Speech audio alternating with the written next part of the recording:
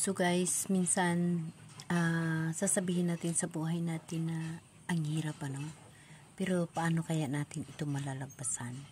Alam niyo ba guys na pag mayroon Espiritu Santo or Holy Spirit sa buhay natin ay napakadali natin lagpasan ng mga bagay-bagay. Ngunit ang iba siguro hindi pa nila alam kung paano mabubuhay na kasama ang Espiritu ng Diyos o yung Holy Spirit na tinatawag.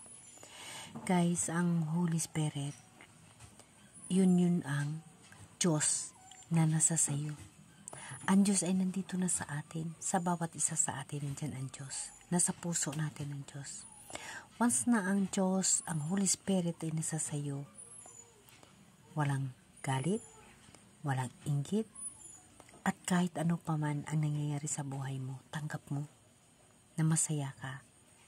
Wala ni isang bahid ng inis sa puso mo pag ang Holy Spirit sa buhay mo ay nananalaytay o yung Holy Spirit ikinabubuhay mo. Pero marami sa atin na hindi alam kung paano ikabubuhay ang Holy Spirit. At hindi nila alam kung paano at saan makikita ang Holy Spirit ng Diyos. Alam niyo ba guys na ang Holy Spirit nasa sayo na. Ang Diyos nasa sayo na. Nandito na sa atin ang Diyos. Kung paano natin gamitin ang Holy Spirit, ang Diyos, yun ang dapat natin tuunan ng pansin. Alam niyo na ang Holy Spirit, yun ang Espiritu ng Diyos. Yun ang sinasabi niya sa ngalan ng Ama, ng Anak, kag ng Espiritu Santo. Diba? Amen. Karamihan sa atin, kanya-kanya tayong reliyon. Ngunit, ang kamatuoran, kahit kanya-kanya tayong reliyon, kanya-kanya tayong pagtuluhan, iisa lang yung mga pakay natin, ang Diyos. Ngunit mayroon tayong mga bagay na hindi natin napagkaunawaan, kaya iba-iba ang pag-intindi o pag-unawa natin sa mga propesiya. Pero para sa akin, ang propesiya na nandito na alam ko, para sa akin, isi-share ko sa inyo upang malalaman ninyo at matitingnan ninyo na tama ang sinasabi ko. Alam niyo ba guys, nababasi yung katotohanan sa totoong buhay, sa totoong experience sa buhay, kung paano mo isasama ang Diyos sa buhay mo, kung paano mo siya isama sa lakad ng mundo mo, ng buhay mo dito sa mundo. Kung ikaw ay nabubuhay na kasama ang Diyos, ang Espiritu ng Diyos nasa sayo. Sa ngalan ng Ama, ng Anak, kag ng Espiritu Santo. Iisa ang Diyos. Maraming mga propesiya na nagsasabi na darating ang Diyos. Yes, darating ang Diyos sa huling araw ng paghukom. Siya ay nakasakay sa alapaap kasama yung mga trompeta ng angel. Maraming nagsasabi na darating ang Diyos muli na bilang magpakatao. Hindi na guys, kasi si Jesus namatay na ho. Nagtao na siya, namatay na siya. Espiritu niya na lang ho nandito sa atin. Kaya nga yun ang sinasabi sa ngalan ng Ama, ng Anak, ng Espiritu. Nabubuhay tayo sa Espiritu ngayon. Yun ang katotohanan.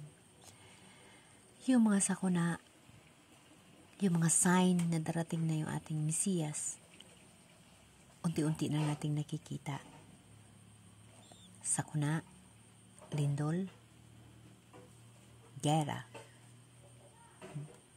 bansa, batok sa bansa, kaharian, batok sa kaharian. Marami pa. Yun na yung sign na kung saan darating yung ating mahal na Diyos. Ang pagdating ng ating mahal na Diyos, yun yung paghukom. Pag inaantay pa natin ang mahal na Diyos na maging tao, guys, nandito na si Jesus Christ. Naging espiritu na ho siya. Kaya, ang espiritu niya sa ngayong panahon. Yun ang kasama natin. Yun ang nagtuturo sa atin ng gabay. Malalaman mo pa ang Diyos na sa sayo pag alam mo ikabubuhay ang Espiritu Santo sa buhay mo. Pag ikaw ay nakaranas na humingi ka sa Diyos, nanalangin ka, binigyan ka ng Diyos, ibinigay sa iyo, masasabi mo pa na ang Diyos na sa harap mo na bumigay? Hindi. Kasi ang Diyos Espiritu. Kasi ang Diyos, namatay na si Lord. Espiritu niya na lang yun nandito sa atin. Nanalangin ka ba? Na humingi ka ba? Na sa harap-harapan mo, binigyan ka ng Diyos? Hindi. Binigay niya. Dahil sa Espiritu. Ang Espiritu ng Diyos nasa sayo, nasa sa akin. Ang Diyos nasa sayo at nasa sa akin. Nandito na ang Diyos kasama natin. Nasa puso natin ang Diyos. Guys, ang Espiritu ng Diyos nandito na. Kung paano mo gagamitin sa buhay, yun ang pinakamahalaga. Yun ang dapat natin matutuhan kung paano natin gagamitin ang Espiritu ng Diyos sa ikabubuhay natin. Pag nandyan ang Espiritu ng Diyos sa buhay mo, ang pagpanampalataya mo sa mahal na Diyos, buong buo. Kung marunong ka ikabubuhay ang Espiritu Santo, maligaya ang Diyos sa iyo. Kalugod-lugod ka para sa Diyos. Pag ang Espiritu Santo nasa sa iyo, guys, lahat mahingi mo. Alam niya kung anong pangangailangan mo. Alam niya kung ano ang dapat gagawin para sa iyo. Humingi ka sa Diyos. Kausapin mo ang Diyos. Pag hiningi mo yun, ibigay pa ng Diyos sa iyo na humarap ang Diyos? Hindi. Espiritu niya ang nakaharap mo. Espiritu niya ang nagprovide sa iyo. Kaya nga guys, dapat natin antayin ang pagbalik ni Jesus Christ. Yung pagbalik ng ating Panginoon, yun na ho, yun yung last na paghukom niya sa mundo.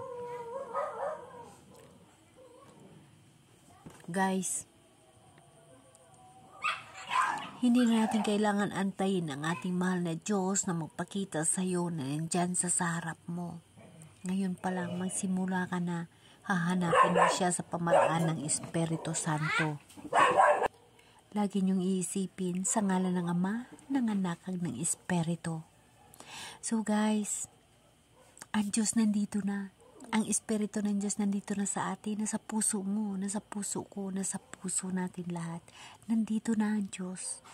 Ang pagdating ng Diyos na nakasakay sa alapaap, kasama yung mga angel, yun na ho yung huling paghukom. Amen? Salubungin natin ang Diyos.